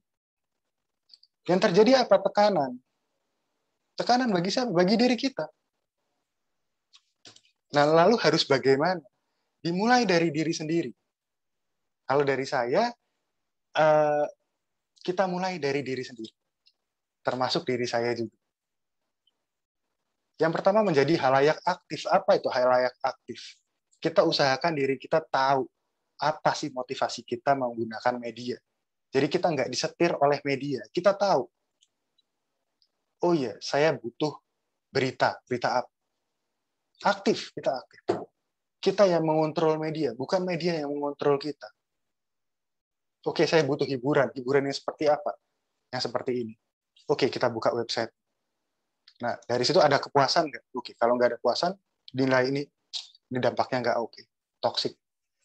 Cari. Kita yang aktif. Jangan mau kita dikendalikan oleh media. Yang kedua, mindfulness. Tampaknya waktu saya sudah hampir habis, tapi ini sebentar lagi ya. Saya minta waktu. Ada konsep namanya mindfulness dalam komunikasi antar budaya, komunikasi internal, komunikasi diri sendiri. Itu ada konsep namanya mindfulness. Apa itu mindfulness? Kesadaran dan perhatian penuh terhadap apa yang terjadi dalam diri kita dan apa yang sedang kita lakukan. Kadang kita kalau dikatain orang di sosmed, atau kita ngelihat ada pandangan orang yang berbeda dengan kita di sosmed, kita langsung ngegas. Kita dikatain, dibully, ngegas langsung. Woi, apa lo? Langsung. Autopilot aja udah. Atau ada yang berseberangan, oh nggak gitu. Sampai menyebutkan kata-kata yang tidak ramah sosial. Mindfulness enggak. Mindfulness, coba deh. Kita mencoba untuk menerapkan mindfulness. Kita sadar dengan penuh apa yang terjadi dalam diri kita. Kita marah misalnya. Kenapa kita marah? Kita cari penyebabnya dari dalam diri kita sendiri dulu. Ketika kita mindful, kita sadar, oh saya marah akan itu toh. Ya udah, kita nggak akan reaktif berlebihan. Kita bisa mengontrol diri kita. Kan karena dalam hidup ini kan ada yang bisa kita kontrol dan ada yang nggak bisa kita kontrol. Yang bisa kita kontrol ya yang ada dalam diri kita. Kita nggak bisa mengontrol apa perilaku orang, pemikiran orang, kita nggak bisa. Makanya mindfulness penting dalam bermedia. Apalagi kita ada di lingkup digital sekarang ini. Lalu apa aja mindfulness itu? Memberi perhatian terhadap situasi dan konteks. Iya, kita sadar betul apa yang kita lakukan, nggak autopilot. Terbuka terhadap informasi baru. Menyadari adanya lebih dari satu perspektif. Ini penting. Agar apa? Kita menyadari kita ini Bhinneka Tunggal Ika. Kita bangsa majemuk. Dan kampung global tadi merupakan kumpulan dari berbagai macam orang. Dan yang pasti ada lebih dari satu perspektif. Dan kita nggak bisa memaksakan perspektif orang itu sama kayak kita. Nggak bisa. Kalau ada yang berbeda, ya udah. Karena perlu diingat, dalam ilmu sosial, kebenaran itu tidak tunggal. Nah, ketika kita sudah bisa mindful, kita nggak akan reaktif berlebihan terhadap apapun yang terjadi di sekitar kita. Kita bisa lebih memprioritaskan apa-apa yang berguna bagi kita. Kita bisa memanfaatkan teknologi semaksimal mungkin bagi kebermanfaatan semuanya. Tidak hanya kita, tapi juga semua. Orang-orang di sekitar kita, ataupun hal-hal yang berkaitan dengan Indonesia secara luas, lebih luas lagi mungkin internasional atau dunia. Mindfulness. Yang kedua, pernah nggak teman-teman mendengar kata yang bijak dong pakai sosmed? Apa sih bijak itu? Ini yang nggak banyak dibahas. Sebenarnya ada di Pancasila kita, sila keempat itu, hikmat kebijaksanaan dalam permusyawaratan perwakilan. Kita ambil kata hikmat aja. Nggak cuma bijak, hikmat. Kita hikmat dalam bersosial media. Apa itu hikmat? Kebijakan dan kearifan. Setelah saya lihat, hikmat itu adalah kebijakan dan kearifan. Mengambil keputusan secara bijaksana, pertimbangkan segala aspek rasional dan emosi. Maksudnya mempertimbangkan segala aspek pikiran dan hati secara sinkron. Ada orang lain pendapat sama kita mau mencaci maki. Kira-kira kalau kita mencaci maki, orang itu gunanya apa ya? Dampaknya apa bagi kita? Kita kaji secara emosi dan rasional. Pikiran dan hati. Dan ini penting untuk memanusiakan manusia. Karena apa? Yang di dalam kampung global itu manusia juga. Hanya saja si MC, dia dari komputer. Hanya saja dia menggunakan media online. Tapi yang mengendarai ya, orang juga, manusia, yang perlu kita manusiakan. Sama halnya seperti kita bertatap muka. Sesama manusia. Manusia akan sama manusia. Dan kesadaran itu yang menurut saya penting dalam kehidupan bermedia.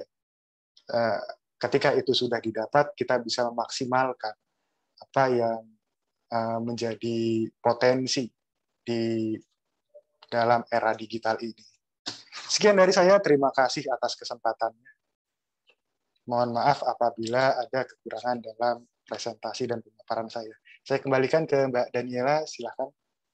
Baik, terima kasih Mas Wiwit. Luar biasa sekali pemaparannya tadi. Jadi kita lebih paham bagaimana langkah-langkah kita ke depan untuk lebih mengedukasi generasi Z dan juga generasi Alpha. Wow, cukup sangat jadi banyak insight yang kita dapatkan sebagai generasi muda pada kesempatan kali ini. Nah, saatnya kita masuki sesi Q&A nih teman-teman semua. Dan sepertinya sudah ada beberapa pertanyaan untuk Mbak Linda dan juga Mas Wiwit nih. Yang mau jawab duluan yang mana nih? Mungkin dari Mbak Linda dulu boleh ya? Oke, ini ada pertanyaan untuk mohon izin bertanya kepada Bu Linda. Tadi sempat disampaikan bahwa kita ini akan menghadapi sebuah keadaan next normal. Bagi para pemuda atau yang sekarang mungkin sedang menjadi mahasiswa, apa yang sebetulnya harus disiapkan untuk menghadapi era next normal ke depan?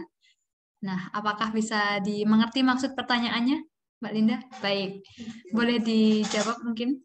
Oke, terima kasih Mbak Daniela. Ini pertanyaan yang memang sangat sangat baik. Nah, artinya memang teman-teman berarti mulai gelisah gitu ya. Nah, ini kita itu menghadapi perubahan dan apa yang harus kita lakukan. Untuk menjawab ini, saya boleh share screen lagi, Mbak Daniela?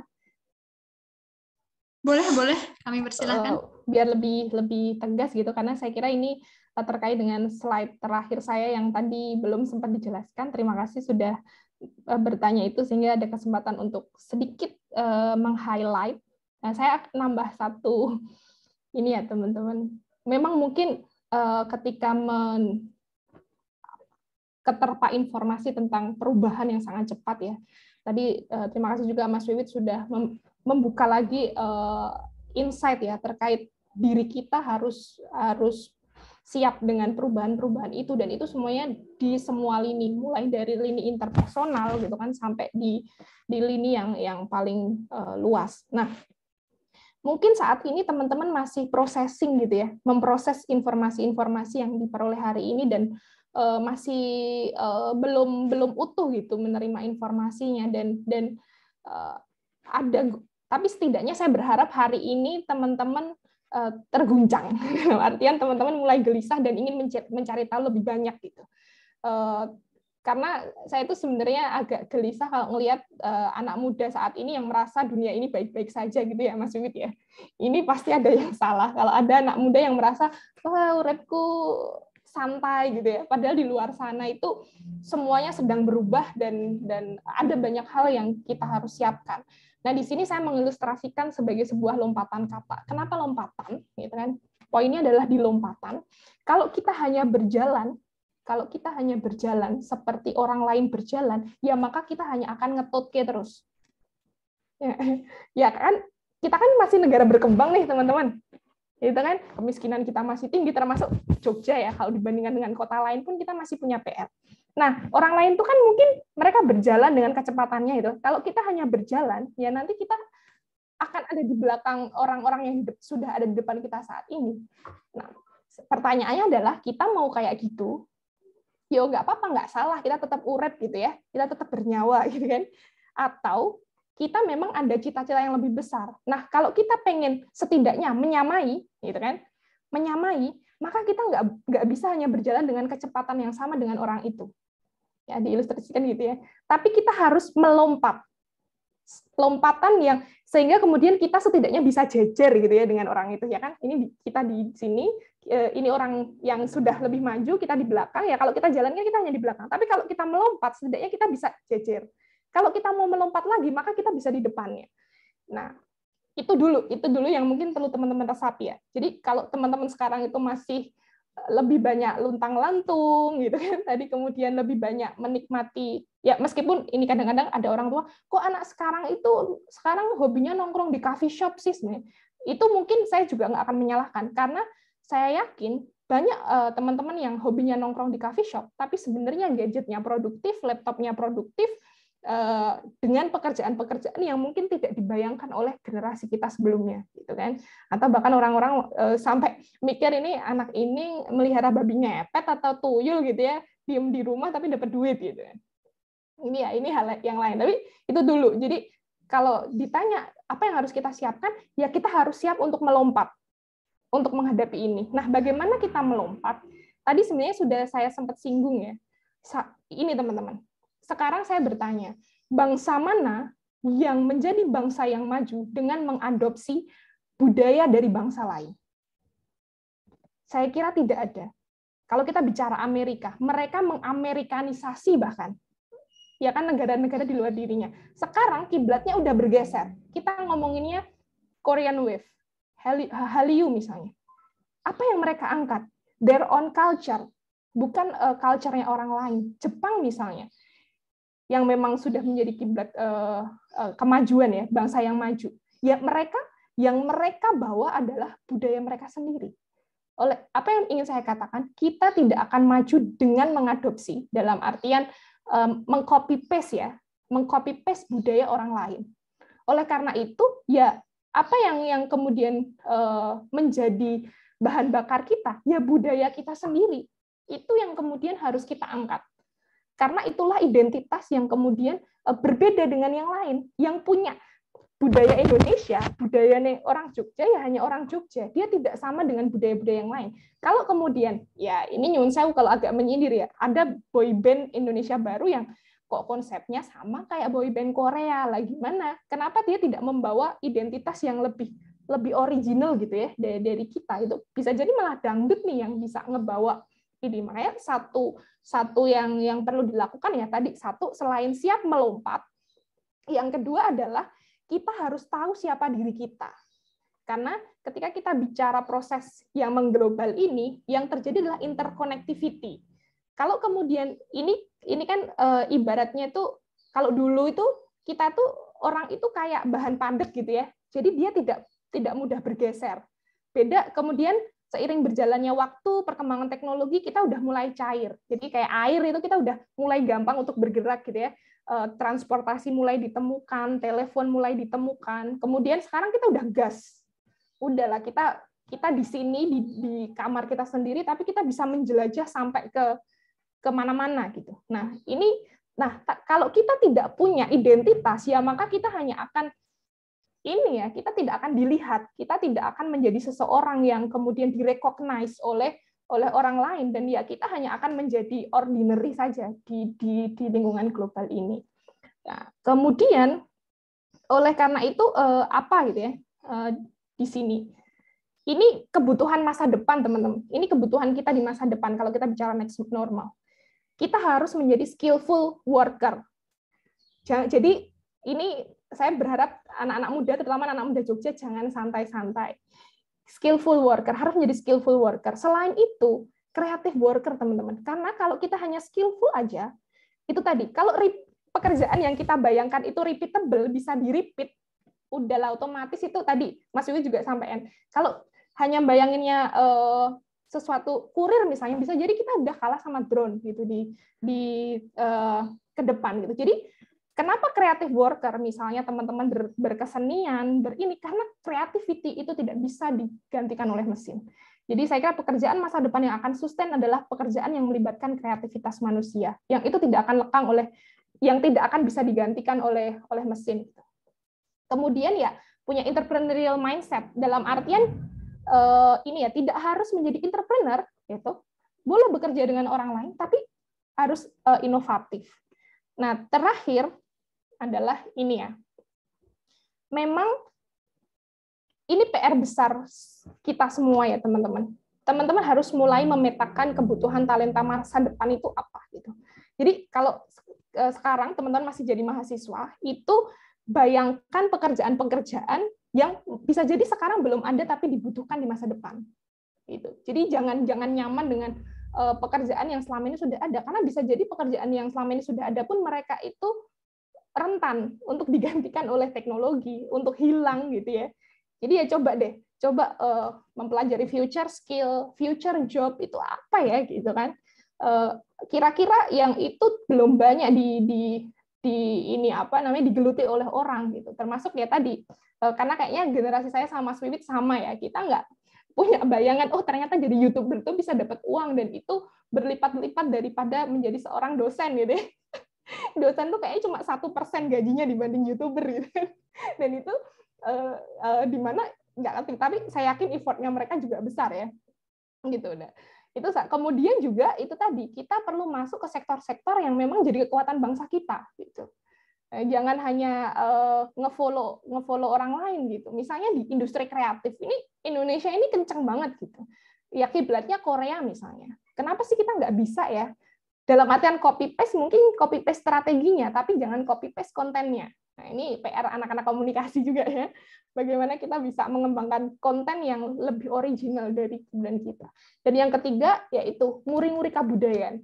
Ini ya nyuwun sewu, saya tidak mempelajari budaya dalam konteks menjadi budayawan. Ini mungkin saya masih sangat cetek gitu ya ilmunya. Tapi di sini saya agak pragmatis saja ngebawa kebudayaan ini sebagai bargaining positions. Menjadi kalau dalam konteks marketing itu diferensiasi gitu ya, diferensiasi produk gitu. Jadi itu yang saya kira penting, dan teman-teman digital is a must, teman-teman. Jadi mau nggak mau kita harus savvy tidak cukup ya, tapi kompetens dalam konteks digital, dan tentu saja innovativeness ini jadi PR. Semua pemerintah ini harus bisa meningkatkan innovativeness kita, mulai dari pendidikan anak usia dini sampai perguruan tinggi. Itu yang memang harus dimunculkan ini, karena innovativeness ini yang tidak akan bisa digantikan oleh mesin. Jadi mesin sampai mana, inovasi akan tetap berjalan, dan itulah menjadi kekuatan human ya di tengah transformasi teknologi yang begitu cepat, sehingga peran kita itu sebenarnya ada di sana, creativity dan innovativeness. Mungkin itu Mbak Daniela dan juga teman-teman. Terima kasih. Baik, terima kasih Mbak Linda, luar biasa sekali. Jadi pada dasarnya untuk menghadapi next era kemudian setelah pandemi, kita harus memetakan kebutuhan kita di masa depan, gitu ya Mbak Linda. Luar biasa, cukup panjang penjelasannya dan sudah sangat jelas gitu ya. Dan selanjutnya kita akan lanjut ke pertanyaan kepada Mas Wiwit ini. Ada pertanyaan dari Indra Kusuma. Pertanyaannya yaitu, memang ada untung dan ruginya ketika arus digital yang semakin deras, tapi bagaimana kaum muda dan yang berikutnya bisa mengambil keuntungan secara ekonomi dari semakin canggihnya teknologi digital? Bagaimana tips untuk anak masa kini untuk bisa melihat peluang yang muncul di depannya? Begitu pertanyaannya. Bisa dimengerti ya Mas Wiwit? Ya, bisa. Oke, baik. Boleh dijawab secara singkat mungkin ya Mas Wiwit. Ya, saya akan mencoba menjawab secara singkat. Jadi Mas siapa tadi? Mas Indra ya? Oke Mas Indra, pertanyaan yang luar biasa. Jadi gini, secara sederhana, kalau kita mau melihat peluang, kita harus bisa melihat apa yang dibutuhkan oleh publik atau masyarakat saat ini. Itu yang pertama. Kira-kira apa yang dibutuhkan? Nah, kita harus nangkap dulu itu. Setelah udah kita tangkap, oh si publik butuh ini, masyarakat butuh ini. Setelah kita tangkap, be different. Jadilah berbeda. Jangan ikut-ikut. Jadi tadi juga udah disinggung oleh Mbak Lisa, iya, kita harus berbeda. Bisa menggunakan identitas kultural? Bisa, sangat bisa. Karena itu merupakan suatu kekayaan yang merupakan jati diri dari kita. Jangan sampai kita kehilangan jati diri kita karena kampung global ini, jangan. Karena itu ada nilai jual. Selain jati diri, itu bisa menjadi nilai jual. Menjadi konsen, identitas jati diri kita. Dan itu sederhananya gini deh. Kita udah tahu apa yang kita butuhin, kita udah bisa menjadi berbeda dengan yang lain. Satu lagi yang nggak kalah penting adalah we need power. Kita butuh power. Kita butuh dukungan influence atau kekuasaan. Karena untuk menginfluence orang itu kita harus punya power. Kita akan sulit untuk menginfluence orang ketika kita nggak ada power. Power itu bisa apa aja. Kalau kita ngomong secara umum, power itu uang, jabatan, status, itu power. Tapi dalam era digital ini ada namanya soft power, seperti narasi. Bagaimana kita mempelajari narasi, bernarasi. Sehingga orang tertarik melihat suatu produk kita tanpa merasa dipaksa. Itu suatu power, soft power. Walaupun kita juga nggak bisa kita pungkiri bahwa hard power yang seperti status, jabatan, dan lain sebagainya, itu penting. Makanya kalau e-commerce ataupun toko online yang ada di Instagram, itu kan sering endorse tuh kan. Nah, dia butuh dukungan power. Saya pernah punya pengalaman, saya itu pernah jual online. Saya buat nih berapa piece, beberapa item, agak banyak, dan saya endorse salah satu artis. Dalam hitungan 1 minggu itu habis. Karena kita butuh power. Kita butuh dukungan. Dari saya, oh ya satu lagi. Untuk memaksimalkannya, mau nggak mau kita mempelajari algoritma. Algoritma Google, algoritma Instagram, dan lain sebagainya. Untuk apa? Untuk memudahkan kita memetakan siapa segmen kita dan lain sebagainya. Dari saya itu Mbak Daniela. Terima kasih. Baik, terima kasih Mas Wiwit, luar biasa sekali jawabannya. Hampir sama sebenarnya, strateginya adalah melakukan pemetaan ya teman-teman, atau merencanakan ke depannya harus seperti apa. Dan tidak terasa juga karena kita sudah melakukan sesi tanya jawab yang luar biasa ini, ternyata kita sudah sampai di penghujung acara. Nah, kami ucapkan terima kasih kepada narasumber kita yang luar biasa, Mas Wiwit, Mbak Linda, dan juga Kak Satya. Serta kami mengingatkan kembali kepada seluruh peserta untuk mengisi presensi dan juga bisa mengikuti giveaway di Instagram kami, langsung dipantau di Bina Berkarya. Nah, nanti pengumumannya juga akan diumumkan di Bina Berkarya, seperti itu. Nah, untuk itu kami ucapkan terima kasih kepada seluruh narasumber. Terima kasih Mbak Linda, terima kasih Mas Wiwit, dan saya selaku moderator pamit undur diri. Mohon maaf apabila ada kesalahan selama saya membawakan acara webinar dari awal hingga akhir. Akhir kata, selamat siang. Wassalamualaikum warahmatullahi wabarakatuh. Sampai jumpa di lain kesempatan. Terima kasih semuanya.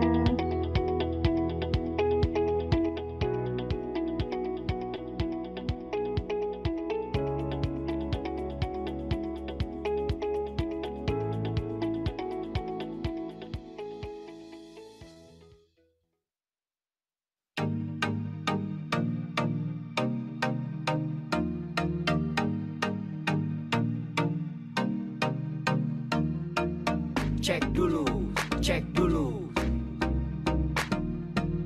Cek dulu, cek dulu. Yo, kini saatnya kita harus tambah pintar. Jangan jadi orang yang mudah sebar-sebar, karena belum tentu itu berita benar. mereka sudah suruh-suruh. Sebarkanlah, hey, tunggu dulu. Periksalah kalimat, kok banyak tanda seru. Banyak huruf besar, mata gue jadi ngilu. Coba dicari beritanya dulu. Mendingan begitu daripada keliru. Apa untungnya sebar kabar palsu, daripada nanti kamu yang malu. Cek dulu, daripada nanti kamu yang malu. Cek dulu, siapa tahu hoax. Yup. Hello,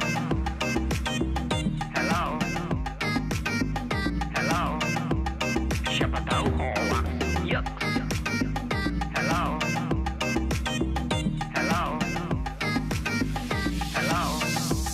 siapa tahu hoax.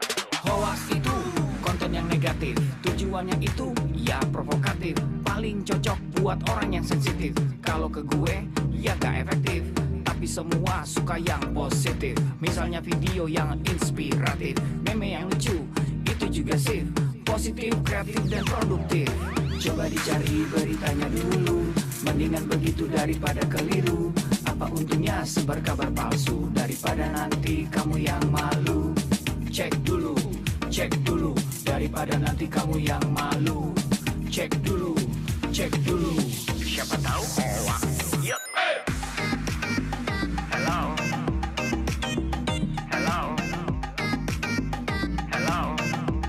siapa tahu hoax. Yup. Hello,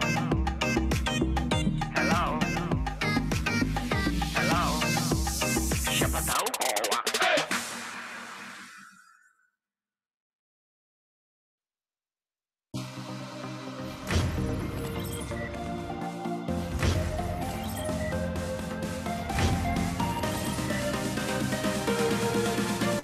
Saya luncurkan program literasi digital nasional hari ini.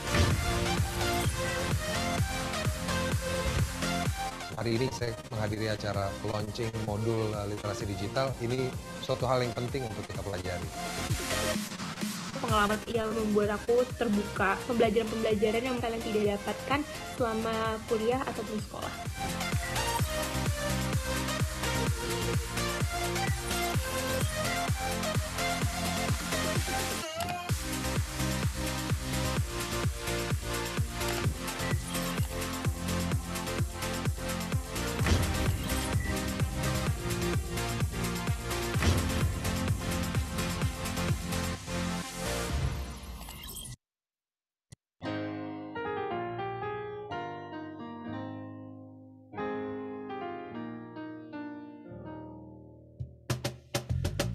Tolong aku melolong. Baca sosmed bikin aku bengong. Banyak berita isinya bohong, bikin orang jadi saling menggonggong.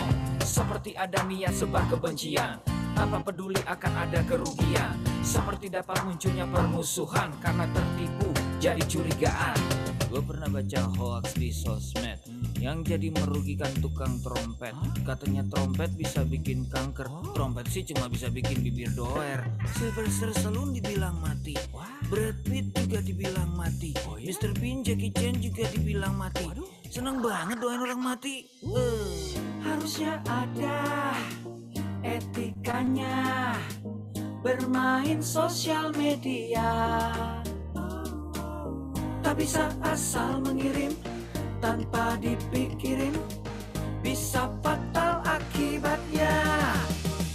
Bersihkanlah udara kita dari kebencian.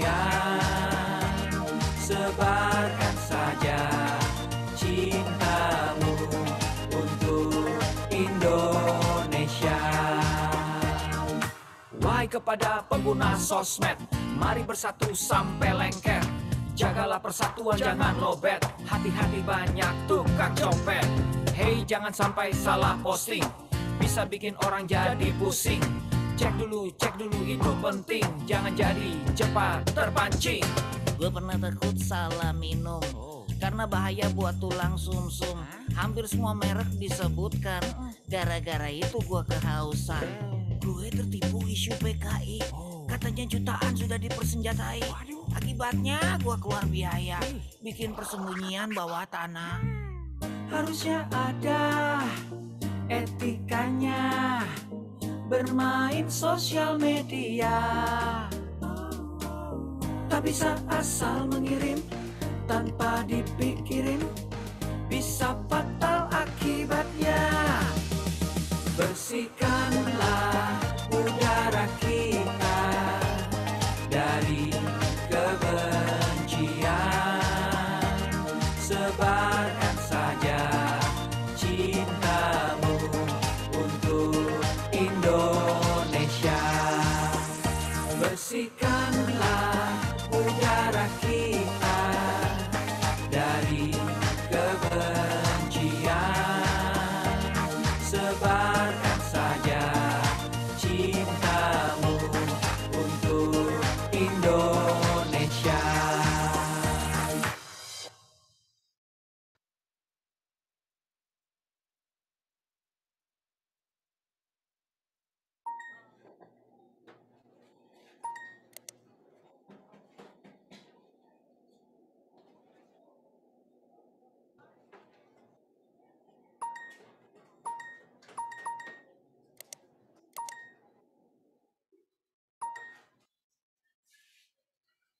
Check this one out, check this one out, check one out.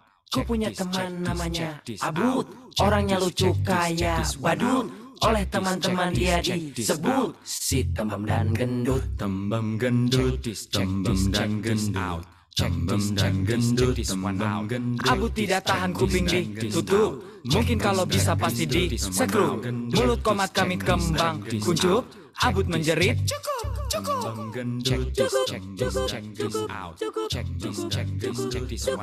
Lama-lama kepala Abud pusing karena tidak tahan dia melengking. Abud siapkan jurus yang penting, jurus cakar-cakar kucing. Kucing, kucing, cakar-cakar kucing. Kucing, cakar-cakar kucing. Kamu cakar-cakar bercanda seenaknya, mencela berkata temanmu jadi sakit hatinya. Akibatnya Abud ingin berkelahi, ini harga diri sebagai laki-laki. Jurus cakar-cakar kucing dari Cimahi sambil menyerang teriak. Kamu jangan bercanda seenaknya, mencela berkata temanmu jadi sakit hatinya. Hei, ternyata bercanda itu ada batasnya. Lucu buat kamu, tidak lucu buatnya. Pakai perasaan sebelum kirimkan. Jangan suka bully-bully teman. Jangan bully teman. Jangan bully teman. Jangan bully teman.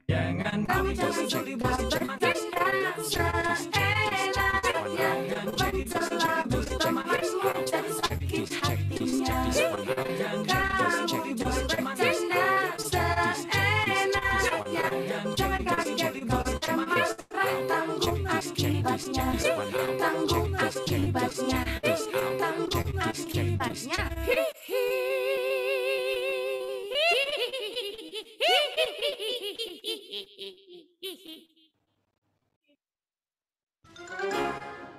Ini aku rencana nih, mau mancing pemuda itu. Kita kirim SMS iming-iming hadiah, biar nanti dia ngirim kode OTP ke kita. Jadi kode OTP itu atau one time password itu bersifat sangat rahasia. Kalau OTP udah diberikan, akun kita bisa diretas. Dan bahkan data pribadi kita bisa dicuri untuk melakukan penipuan atas nama kita. Jadi ingat, jangan pernah membagikan kode OTP ke siapapun. Diam-diam udah kukirim algojo ke sana untuk menghukum mereka-mereka yang melanggar etika. Dia itu etika komentar dalam sosial medianya buruk itu. Gak kenal tapi ngomongnya gak sopan. Dia suka nyebarin hoax. Tata krama yang harus dijaga saat bermedia sosial antara lain, jangan menyebarkan hoax, menghargai keberadaan orang lain, jangan kasar saat berkomentar, dan jangan memposting karya orang lain tanpa izin, mencantumkan sumber.